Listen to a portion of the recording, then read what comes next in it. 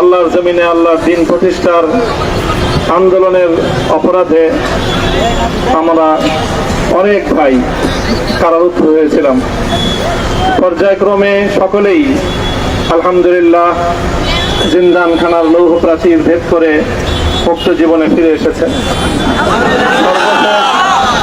আজ আমার মুক্তির মধ্য দিয়ে 2021 সালে হেফাজতে ইসলাম বাংলাদেশ এবং এদেশের আলেম সমাজের উপর ইতিহাসের অন্যতম এক গভীর ষড়যন্ত্র এবং চক্রান্ত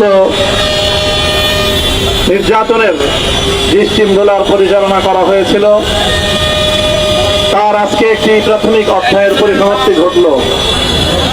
আমরা স্পষ্ট ভাষায় বলতে চাই, আমাদের উপর জুলুম করা হয়েছে, আমরা নির্যাতিত,